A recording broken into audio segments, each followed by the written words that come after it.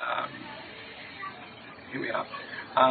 Today, I've got an absolute gentleman and a very good cricketer, and a lot of us will remember him as a famous swing bowler, Bob Massie. And I was lucky enough to play against him when I was young and have a few beers afterwards and pass his knowledge. And Bob's going to talk about when he first started getting to close to first class cricket, and probably starting off at Bayswater Molly. Bob, did you?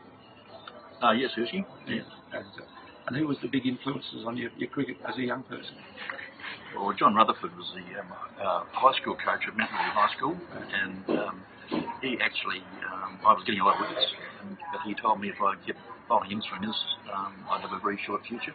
I had to learn to bowl the out swinger, and he said, "You come down to the state Colts training on a Saturday morning at Kent Street High School, and I'll teach you how to bowl the out swinger." So mate and I had to get buses and hitchhike and walk, and John Rutherford taught me how to bowl the out swinger in about half an hour, and the rudiments of it. Yeah. And I went away and worked on it myself. And how did you work on it yourself? Well, I went down to the local nets and I put a mark on the pitch where I thought the ball should land, and bought a dozen the old chinked balls, and I'd go down there on a weekend and just bowl it at a stump and at the target. Oh, yeah. And then, what Bayswater, was it Bayswater Molly those days? Or? Well, it was Bassendean Bayswater. Right. Well, and who was sort of, when did you start playing A-grade cricket and being looked at the state side? Well, I was the first grade scorer for 4 years, and then when I was four matches into the 62-63 season, I started playing fourth grade, and under 16s in the morning, and then the next year I went into the first grade team, and just stayed there really. And at 18, I got picked for a state match when a number of people had to pull out of the side, which I look back on as a turning point for me, because I had about 99 first grade wickets and was getting some good players out. But in the state match, I didn't get any wickets, and after that game, I realised just how far I was away from being a first class bowler. So that gave me the incentive to go away and work on certain aspects. And so I went to the nets and I just stood there as a batsman and said, right, if I'm a batsman, where don't I want the ball? And I worked out I didn't want it in a certain place, moving out, coming in. So I thought, right, I've got to learn to bowl there. So I just continued for about another 4 years with practising to bowl those areas. Did you have someone to sort of keep an eye on you? Or no, there was no coaches in those days so much. I mean, at the Wacker, we had Peter Loader, who just mainly just encouraged us to keep our hand behind the ball, fingers behind the ball, and we sometimes worked in pairs. I used to work with Laurie Main, but there's no such real coaches as there is today. There's no indoor centres, and it was pretty much having to sort of nut it out for yourself. We used to get a bit of advice from people like Huey Bevan and some of the experienced players from other clubs, I think, because we took pity on us. We didn't have any. I was the first class player from a club. No one else had played first class cricket, so it was a bit of work it out for yourself. Was Peter Loader good advice? Well, it was pretty basic stuff. It wasn't really very technical. So, as I say, you read books and picked up things and grips from books from Miller and Lidwell and people like that, and read about how they practiced and picked up little things from every book you read. What about bowling length and keeping the seam right and all those things? What plays a big part in that? Well, I think the most important thing if you want to swing the ball, I think, is the grip. And these days, many bowlers have the seam pointing straight down the pitch, and I don't think that is conducive to swinging the ball as much as if you have the seam pointing more towards the way you want it to go. So, for example, the out swinger should be pointing at first slip, the in swinger pointing to leg slip. And that exposes more of the shiny side to the atmosphere, and I've found it swung more. So I see bowlers now like Stark or Hazelwood, and the thing that strikes me when you watch replays, which is fantastic to watch, is the seam is wobbling. Sometimes it's in perfect position, but not all the time. And to swing the ball consistently, you need to have the seam coming out in the right position all the time, not wobbling. Non-bowling person on this sort of slow motion, Courtney Walsh and all these great fast bowlers, what amazed me how the seam actually set so straight, sort of must make a massive difference to movement as it and cut and all that sort of stuff. Well, if you don't hit the seam all the time, you're going to ruin the ball for a start. It's going to get the shiny side, and then it's going to muck up the swing anyhow. Because Walsh played, and a lot of those bowlers played a lot of county cricket. Walsh played an awful lot for Gloucester, I think it was. So he would have been well aware of the advantage of hitting the seam on English pitches. But as I say, to assist swing and seam off the pitch when it's a bit soft, you have to be hitting the seam. But I can understand the reason why these days, because players like Stark, Hazelwood and co, they're chopping and changing all these different formats and bowling all these funky deliveries and covers and slower balls and you name it. So it's very hard to keep chopping and changing and then come back to the conventional perfect release for swing, which is with the seam completely perpendicular.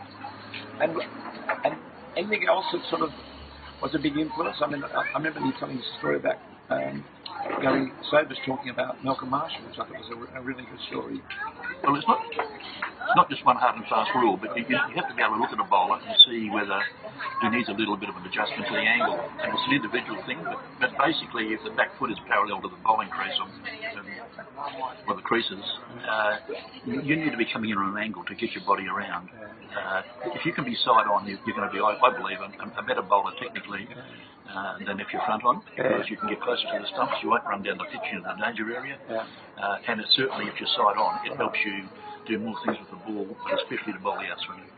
And what about, in sort of with chopping and changing, you could hear for me, it's typical, but what about the great batters you bowled to? What was the sort of the impressions? Did you have to do anything different, where you pitched the ball, or was it, or who's the great batters come to your mind that you played against? Oh, the best player I bowled to was Fred Chappell.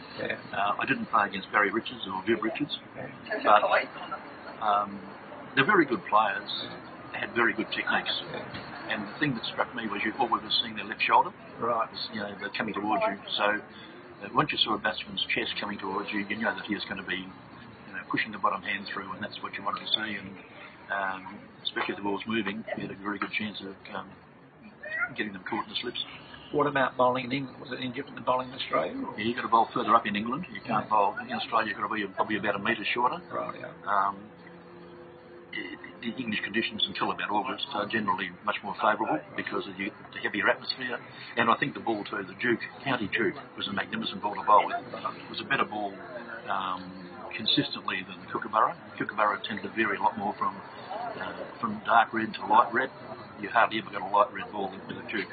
So just maybe a different mindset, or I think it's just a different leather. Right. It's a more lush grass the cows were eating or something. Right. What about, I know you went to Scotland, did that play any part in your cricket at all? Yeah, that was vital because I went there and I was playing, and I went there to practice my control, and you couldn't rely on the short ball because the pitches were too soft. So I spent 3 years there where I couldn't get that practice here because of the winters and no into the centres to just practice my control of my in-swing and out-swing. And I was playing competitively, as a professional. Although the standard wasn't that high at times, you were playing in a game, so it didn't matter to me whether I was playing in a friendly match or whatever. I was still working on the technique. What is there any reason why you never made hundreds? Well, I never had any batting coaching at all, so you had to sort of just copy people.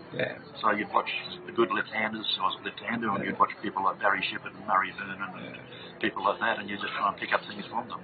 But do you think if you hadn't been a good bowler and you might have batted, I mean, it's a funny thing, if you open the bowling, they might put you at number 8 because the other kids had to go, and then all of a sudden you can't bat. I remember talking to Graham McKenzie, he said, well, he was a good bat, and then opened the bowling and batted number 11, or 2 years later he couldn't bat. Sort of thing.